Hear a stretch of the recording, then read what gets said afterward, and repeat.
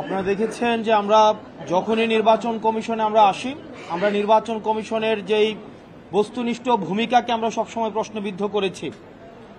আমরা বারবার বলে এসেছি যে অতীত কাঠামোতে বর্তমান যে নির্বাচন কমিশন পিক অ্যান্ড চুজ ভিত্তিতে নিয়োগ করা হয়েছে, গঠিত হয়েছে, এখানের কমিশনার যারা রয়েছে তারা পিক অ্যান্ড চুজ ভিত্তিতে নিয়োজিত হয়েছে, নিয়োগপ্রাপ্ত হয়েছে। আমরা তাদের বস্তুনিষ্ঠ ভূমিকাকে আমরা সব সময় এখনো পর্যন্ত আমরা প্রশ্নবিদ্ধ করেছি। আমরা আজকে যে ন্যাক্কারজনক যে ঘটনাটির পুরো বাংলাদেশ যেটি সাক্ষী হয়েছে, এটি মূলত হচ্ছে আগামী নির্বাচন কেমন হতে পারে এবং সেই নির্বাচনে এই নির্বাচনের ভূমিকা কি, নির্বাচন কমিশনের ভূমিকা কি হবে এবং আগামী নির্বাচনে বিএনপি কি ভূমিকা রাখবে এবং পুলিশ কি দর্শকের ভূমিকা রাখবে, কি ভূমিকা পালন করবে, সেটির আজকে প্রমাণ হয়ে গিয়েছে। আপনারা দেখেছেন কিভাবে বিএনপির একজন নেত্রী বলছেন আমরা চাইলে এখানে গুন্ডা নিয়ে আসতে পারতাম, অর্থাৎ গুন্ডার পৃষ্ঠপোষকতা ওনারা দিয়ে আসছেন। আমরা দেখছি নির্বাচন কমিশনের বাইরে লাঠিসোঁটা নিয়ে মহড়া দিচ্ছে। নির্বাচন কমিশন, প্রধান নির্বাচন কমিশনের অফিসের যদি এই অবস্থা হয়, সারা বাংলাদেশে এই বিএনপির যারা রয়েছে এই গুন্ডাদের পৃষ্ঠপোষকতা দিচ্ছে, তারা কিভাবে ভোট কেন্দ্র দখল করবে সেটির আজকে হচ্ছে টেস্ট ম্যাচ হয়ে গিয়েছে। এবং এইসব নেতাকর্মী বাংলাদেশে কিভাবে, হাসিনার সময় আমরা বলতে শুনেছি, হাসিনা বলতো 20টা হুন্ডা 10টা গুন্ডা, নির্বাচন ঠান্ডা। আর আজকে রুমিন ফারহানা, যিনি হাসিনার কাছে ফ্ল্যাটের জন্য আবেদন করেছেন, যিনি হাসিনার পতনে সবচেয়ে বেশি আমার মনে হয় কষ্ট পেয়েছেন, সবচেয়ে বেশি কষ্ট পেয়েছেন, তিনি হচ্ছেন রুমিন ফারহানা। আমরা 15 আগস্টে আওয়ামী লীগ থেকেও বেশি আওয়ামী লীগ পণ্য যাদেরকে মনে হয় তাদের মধ্যে রুমিন ফারহানা অন্যতম। উনি সব সময় বলে থাকেন বিগত 15 বছর নাকি উনি অনেক ভালো ছিলেন। উনি অবশ্যই ভালো থাকবেন, কারণ উনি যত ধরনের আওয়ামী সুবিধা রয়েছে সব ধরনের সুবিধা উনি নিয়েছেন। আজকের নির্বাচন কমিশনের যে ভূমিকা রেখেছেন, আমরা সেই ভূমিকাকে আমরা সবসময় প্রশ্নবিদ্ধ আমরা করে এসেছি। আমরা পুলিশকে দেখেছি এখানে নীরব দর্শকের ভূমিকা পালন করেছে। আমরা দেখলাম পুলিশ আমাদের নেতা কর্মীদেরকে আমাদের কিভাবে নির্বাচন কমিশনে ঢুকতে বাধা দিয়েছে, অন্যদিকে বিএনপির নেতা কর্মীদেরকে কিভাবে ফ্রি এক্সিট দিয়েছে। এবং এই নির্বাচন কমিশন কতিপয় পার্টির এটা পার্টি অফিস হয়ে গিয়েছে। প্রিয় সাংবাদিক বৃন্দ, আমরা বলে এসেছি, বারবার করে বলে এসেছি, আমরা একটি গ্রহণযোগ্য অবাধ নিরপেক্ষ নির্বাচনের দিকে আমরা যেতে চাই। বাংলাদেশের মানুষ গণতান্ত্রিক উত্তরণের জন্য অপেক্ষা করছে, কিন্তু বাংলাদেশের মানুষ আবার গুন্ডাতন্ত্রের দিকে যেতে চায় না। বাংলাদেশের মানুষ আবার ১/১১ মঞ্চস্থের জন্য অপেক্ষা করছে না। আবার যদি একটি সুষ্ঠু, অবাধ, আমাদের গ্রহণযোগ্য অন্তর্ভুক্তিমূলক নির্বাচন হতে চায়, তাহলে এই নির্বাচন কমিশনের আমরা বস্তুনিষ্ঠ পেশাদারিত্বের ভূমিকায় আমরা দেখতে চাই। এভাবে নির্বাচন কমিশন যেভাবে দলকানা একটি দলের প্রতি, একটি দলের এজেন্ডা বাস্তবায়নে যেভাবে নির্লজ্জের মতো কাজ করছে, সেটি আমাদের যে নির্বাচনমুখী আমরা হচ্ছি সেটির অন্তরায় বলে আমরা মনে করছি। সেজন্য আমাদের একটি সুষ্ঠু নিরপেক্ষ নির্বাচনের জন্য আমাদের এই নির্বাচন কমিশনকে অবশ্যই আমাদের দল মত নির্বিশেষে নিরপেক্ষ ভূমিকা পালন করতে হবে। নতুবা আমরা এই নির্বাচন কমিশনের পুনর্গঠনের জন্য আমরা অনতিবিলম্বে এই নির্বাচনের প্রতি, কমিশনের প্রতি যে আমাদের আস্থা ছিল, সে আস্থা ক্রমশ ক্ষীয়মান।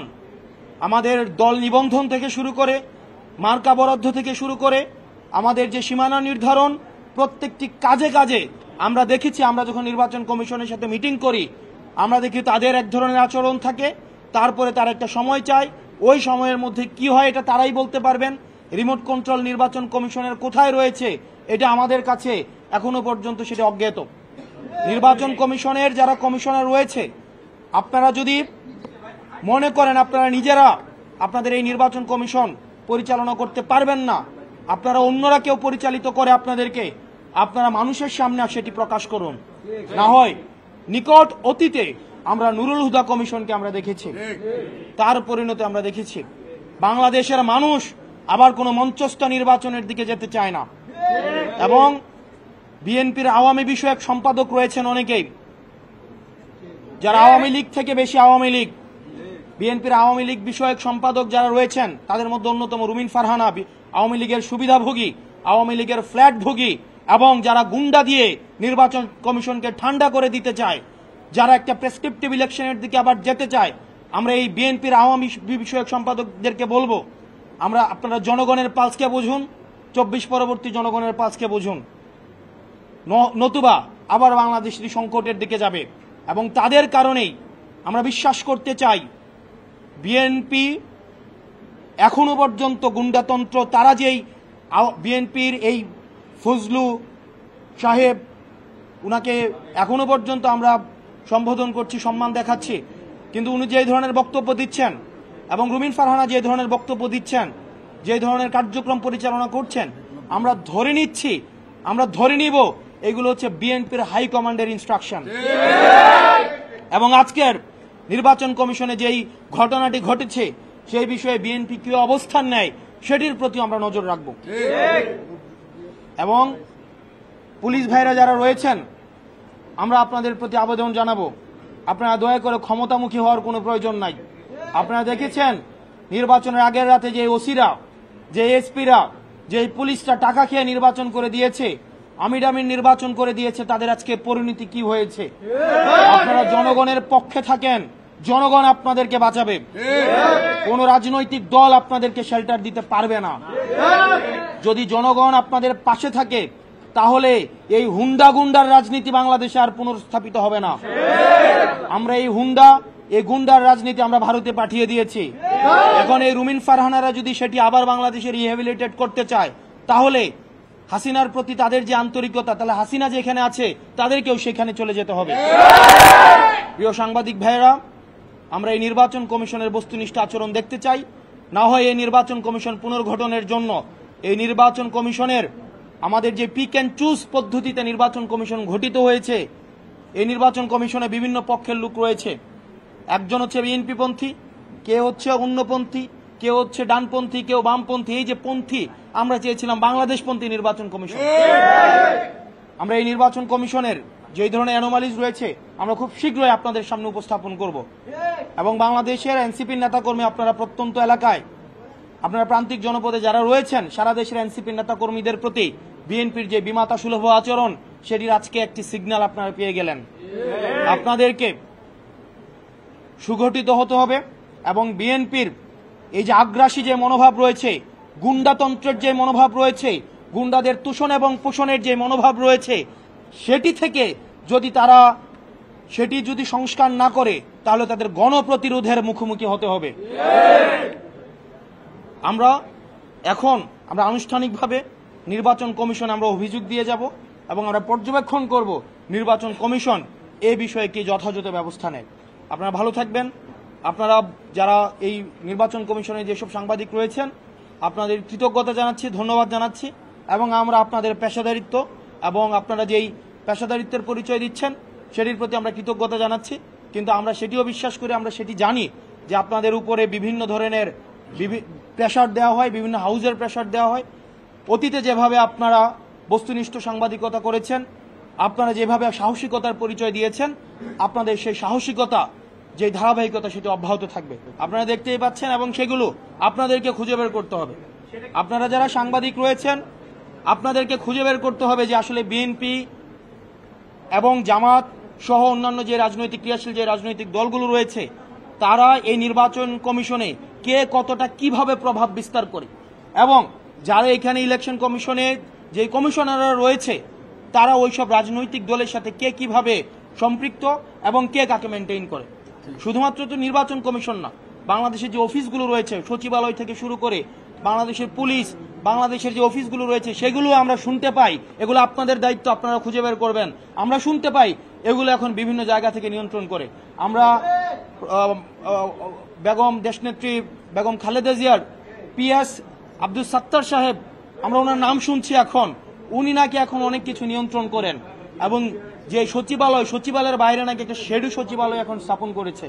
এখন সেগুলো গণমাধ্যমে আপনারা যারা রয়েছেন আপনাদের সেটি দায়িত্ব খুঁজে বের করা এবং জনগণের সামনে সেগুলোকে উন্মোচিত করা। মানে এখানে সিসিটিভি ফুটেজ রয়েছে, আমাদের নেতাকর্মীদের উপরে হামলা করা হয়েছে। আবার আমরা যদি রুমিন ফারহানের কথাই ধরে নেই, নিজ দলের মধ্যে এখনো পর্যন্ত কমান্ড নিশ্চিত করা হয়নি। মানে বিএনপির নেতাকর্মীরাই উনার কথা মতেই উনাকে সেখানে ধাক্কা মেরে ফেলে দেয়। এটা খুবই শেম। আমরা বলবো যে বিএনপি এত বড় একটা সংগঠন, সেই সংগঠনের আমরা চাই এই সংগঠনের শৃঙ্খলা ফিরে আসুক এবং সেন্ট্রাল কমান্ড সেখানে নিশ্চিত হোক। এখানে একটা মিস ইনফরমেশন রয়েছে। আমি পরে খোঁজ নিয়েছি, বিভিন্ন মন্ত্রণালয়ে নাকি প্রত্যেকটা মন্ত্রণালয়ে নাকি ছাত্র প্রতিনিধি রয়েছে। আপনারা ইতিমধ্যেই জানেন যে ছাত্র প্রতিনিধিদের যে বিষয়টি সেটি স্বাস্থ্য মন্ত্রণালয়ে ছিল এবং সংস্কার কমিশনে স্পেসিফিক করে বলছি যেই মন্ত্রণালয় রিলেটেড, যেমন জনপ্রশাসনে হয়েছে, শ্রম সংস্কার কমিশন হয়েছে, তারপরে স্বাস্থ্য সংস্কার কমিশন হয়েছে, সেখানে ছাত্র প্রতিনিধি ছিল, মন্ত্রণালয়ে কোনো ছাত্র প্রতিনিধি ছিল না এবং এটা একটা কালেকটিভ প্রপাগান্ডা এবং এই কালেকটিভ প্রপাগান্ডা সেখানে মিডিয়ারও সেখানে দায়ভার রয়েছে। আপনারা কোনো মন্ত্রণালয়ে দেখবেন না যে রুটিন কোনো কাজে কোনো ছাত্র প্রতিনিধি সেখানে নিয়োগ দেওয়া হয়েছে, বরং সংস্কার কমিশনগুলোতে ছাত্ররা যেন সেটা মতামত দিতে পারে, কমিশনগুলোতে সেখানে ওই সংশ্লিষ্ট মন্ত্রণালয়ের কমিশনে ছাত্র প্রতিনিধি সেখানে দেওয়া হয়েছে। অবশ্যই করতে পারছে না, অবশ্যই না। উপদেষ্টাদের আমরা স্বাস্থ্য উপদেষ্টাকে নিয়ে আমরা কথা বলেছি, আমরা স্বরাষ্ট্র উপদেষ্টাকে নিয়ে ইতিমধ্যে আমরা বিভিন্ন সময় আমরা কথা বলেছি, আইন উপদেষ্টাকে নিয়ে আমরা কথা বলেছি। আমরা বিশ্বাস করতে চাই না উপদেষ্টাদের নামে যেসব অভিযোগ আসছে সে অভিযোগগুলো যে সত্য সেগুলো আমরা বিশ্বাস করতে চাই না, কিন্তু সেগুলো আমাদেরকে আশাহত করে। আমরা একদম শুরু থেকেই, আমি অগাস্ট মাস থেকে স্বাস্থ্য উপদেষ্টার বিরুদ্ধে কথা বলে যাচ্ছি। আপনারা যদি দেখেন অগাস্টে যখন আমি খাগড়াছড়িতে প্রোগ্রামে গিয়েছিলাম তখনই আমি স্বাস্থ্য উপদেষ্টার বিরুদ্ধে কথা বলেছি। অনেক আইন উপদেষ্টার বিরুদ্ধে অনেক কথা আসছে, সেগুলো গণমাধ্যম এবং আইন শৃঙ্খলা রক্ষাকারী বাহিনীর দায়িত্ব সেগুলো খতিয়ে বের করে জনমানুষের সামনে সেগুলোকে উপস্থাপন করা। ধন্যবাদ আপনাদের সবাইকে।